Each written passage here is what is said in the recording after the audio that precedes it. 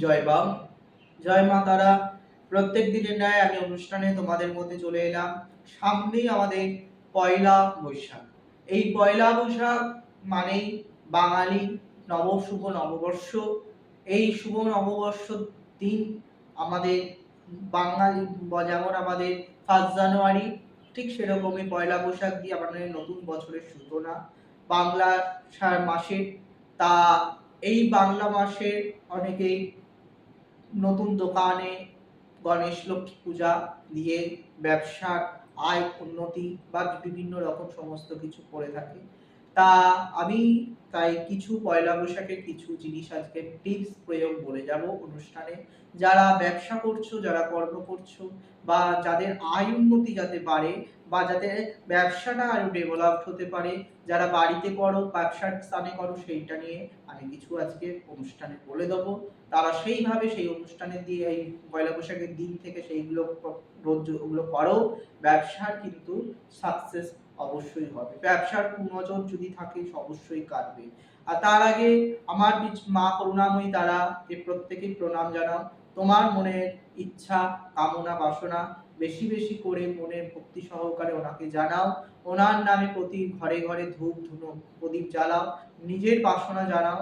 মা একমাত্র কলিযুগের মা করুণাময়ী তারাই তোমার মনের ইচ্ছা, কামনা, বাসনা পূর্ণ করতে পারে। তাই এই জগৎ সংসারে মায়ের তারার কৃপা ছাড়া কোনো কিছুই অসম্ভব। তারা মায়ের যারা আপদ বিপদে আমাদের বলে তারা তব নাম সংসারের সার। তাই সংসারে সবকিছু চলার পথে তারা আমাদের মারাত্মক একটা ভূমিকা। তাই তারার নাম প্রত্যেকেই জপ করো দিন রাত্রি। দুর্গা নাম অবশ্যই জপ করো দিন রাত্রি। তা প্রত্যেকেই দেখবে অনেক যতই বিপদ আসুক, যতই বাধা আসুক, যতই লোকে বান মারুক, যতই যা কিছু করুক না কেন, নিজে ভালো থাকবে, অপরকেও ভালো রাখবে। আজ অনুষ্ঠানটা যারা দেখছো প্রত্যেককেই বলবো লাইক, কমেন্ট, শেয়ার এবং সাবস্ক্রাইব করতে অবশ্যই ভুলো না।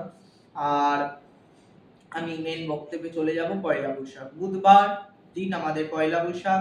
এই দিন প্রত্যেকে স্নান করে শুদ্ধ বস্ত্রে, অবশ্যই বলবো কালো রঙের কোনো বস্ত্র এই দিন বছরের প্রথম দিন প্রত্যেকেই যতটা বলবো কালো বা নীল যতটা পারবে অ্যাভয়েড করে যাবে।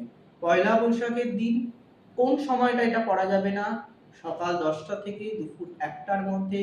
যারা পুজো করবে, দোকানে পুজো করবে, অথচ কালো পরে পুজো পাঠ করছো, ভালো হবে কিন্তু কতটা ভালো হবে সেটা সন্দেহজনক। তাই তাদের জন্য সাদা সবচেয়ে বেস্ট হবে। যদি কোনো হলুদ রঙের কোনো বস্ত্র বা হলুদ পাঞ্জাবি, হলুদ কোনো জিনিস বা হলুদ গেঞ্জি, হলুদটাকে টাচ রেখে সেই পর তারা যদি দোকানের যে মালিক বা যেখানে যার নামে দোকান, সে যদি সে হলুদ সাদা বা সেটাকে ব্যবহার করে সে যদি দোকানে পুজো পাঠ করে, বা ওই একটা দিন সেইখানে কিছুটা সময়ও সে যদি নিজের বস্ত্রটাকে হলুদ বা সাদা রঙের পরে, সেই ক্ষেত্রে কি হতে পারে, তার ব্যবসার ক্ষেত্রে কিন্তু লাভবান হবে।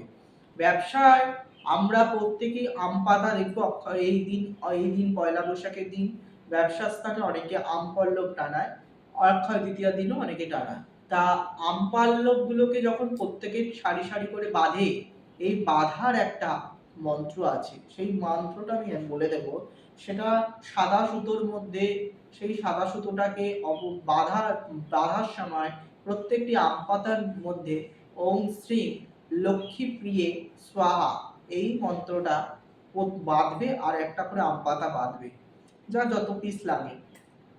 এই আম পাতাটা বাঁধার পর প্রত্যেকটি আম পাতার মধ্যে অবশ্যই করে একটা করে হলুদের ফোঁটা, একটা করে সিঁদুরের ফোঁটা, শুধু সিঁদুর নয়, তার সাথে হলুদ এবং সিঁদুর দুটো একসাথে, তার সাথে যদি আরো বেটার হয় কুমকুম, হলুদ, কুমকুম এবং সিঁদুর এই তিনটে একসাথে মিশিয়ে যদি ফোঁটাটা দেওয়া যায় আম পল্লবের মধ্যে, একটা পজিটিভ ভাইব্রেশন করে।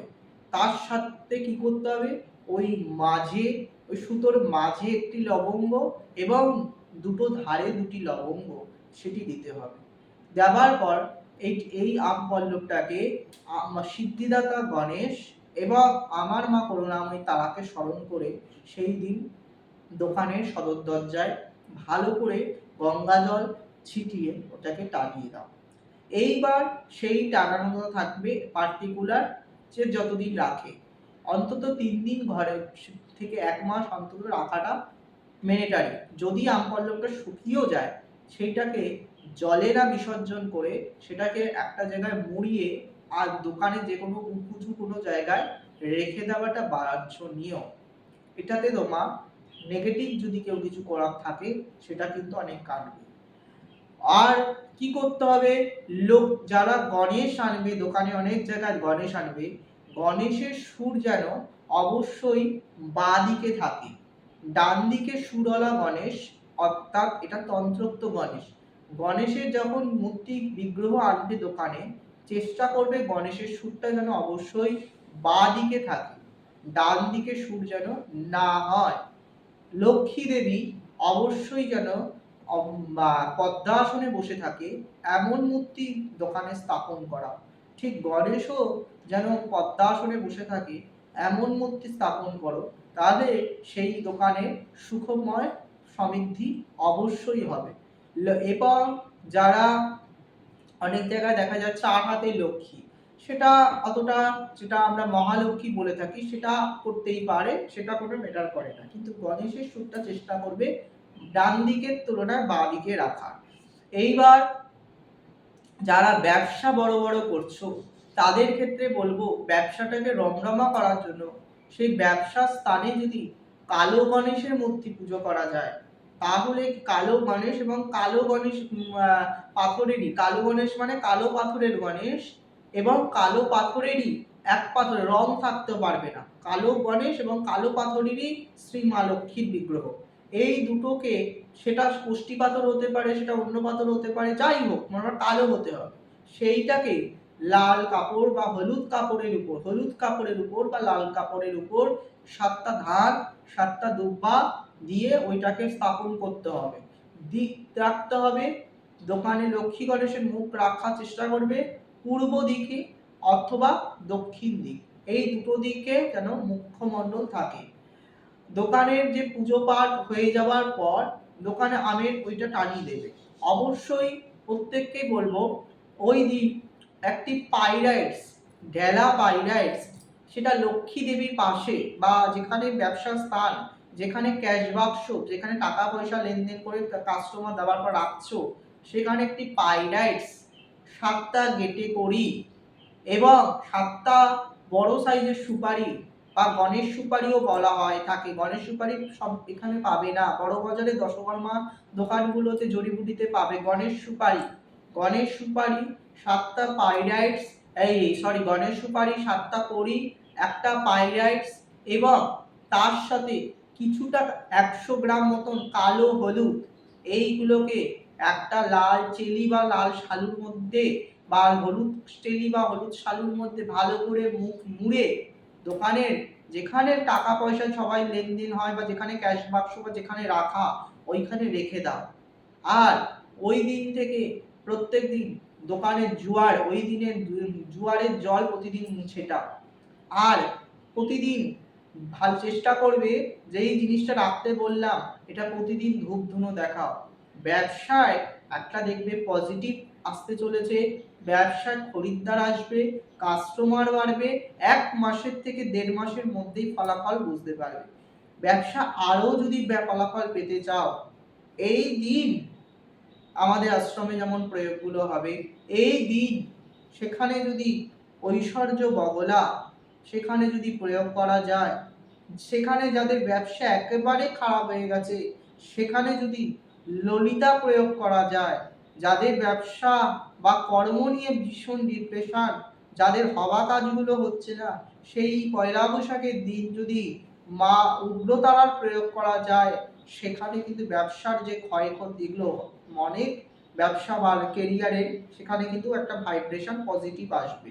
এছাড়া যারা আমি যখন ব্ল্যাক ম্যাজিকে করি, সেখানে যদি ব্যবসাটাকে আরো মানে কি বলবো, আরো মানে ফুলে ফেপে করাতে চাও, সেখানে ভুডু নাম প্রত্যেকে শুনেছো, অনেকে অবিশ্বাস হতে পারে ভুডু দিয়ে ব্যবসা, ভুডু পুতুল মানে তো আমরা দেখি জানি ছুঁচ গাজাগাতির ব্যাপার, তোমাদের দেখেছো যেটা তোমরা জানো সেটা, আমি ভুডু নিয়ে এপিসোড আনবো, তাই ভুডু নিয়ে জিনিসটা নিয়ে আমি ক্লিয়ার করেই অবশ্যই দেবো মানুষের মধ্যে। কিন্তু ভুডু নিয়ে ব্যবসা হয় সেটা মানুষের জানা নেই, তা জানিয়ে দিলাম। তা ভুডু পুতুল করে ব্যবসার যে কোনো স্থানে যদি ভুডু পুতুলটাকে খুব গুপ্ত বা লোকের আড়ালে সে পুতুলটাকে রাখা যায়, ব্যবসা দেখবে ক্লায়েন্ট পর্যন্ত ওই ভুডু পুতুলই তোমাকে টেনে আনবে। এবং ব্যবসার ক্ষেত্রে আমি আরেকটা জিনিস বলবো, যদি কারোর জারজের হার, যারা ব্ল্যাক মানি কালো পথে ইনকাম করছো বা সেই ব্যবসাটাকে অনেকে গ্রোথ করতে চাইছো, সেখানে জারজের হার বা সেখানে আরো কিছু থাকে, যেমন পেঁচার চোখ দিয়ে কিছু কর্ম থাকে, সেইগুলো যদি ব্যবসাতে অ্যাপ্লাই করতে পারো, সেই ব্যবসায় ভীষণ কিন্তু মিরাক্কেল হবে। এগুলো আরো আছে, সবটা বলা যাচ্ছে না। ব্যবসায় মায়াজাল লাগাও, ব্যবসা যাতে খরিদ্দার আসছে দেখছে কেটে যাচ্ছে, ব্যবসার স্থানে মায়াজাল লাগাও, ইন্দ্রজাল লাগাও, দুটোকে একসঙ্গে করে কাচের প্লেটের মধ্যে বাঁধিয়ে টানিয়ে ব্যবসা ফ্রেম করে প্রতিদিন ধূপধুনো দেখাও। ব্যবসার ক্ষেত্রে অনেক কিছু আছে, সেগুলো করো, তাহলে দেখবে ব্যবসা ভালো হবে। আজ পয়লা বৈশাখের দিন অনেকগুলো কিছু টিপস বললাম, অনেক কিছু বিষয় নিয়ে ধারণা বললাম, তাদের ব্যবসাটা থেকে ভালো যাতে কিছুটা হয়, তারপর সেই ব্যবসাটাকে আরো কিভাবে মানে ফুলফিল করতে হয়, তার জন্য তোমাকে আমার সাথে যোগাযোগ করতেই হবে। তখন আমি যখন গায়ে হাতে নেব তোমার কাজ, তখন সেটা আমি বুঝে নেব। আজকে এই পর্যন্ত, সময় যে নাই, তবু বলে যাই, আমি ছিলাম, আমি আছি, আমি থাকবো। জয় গুরু বাম, জয় মাতা।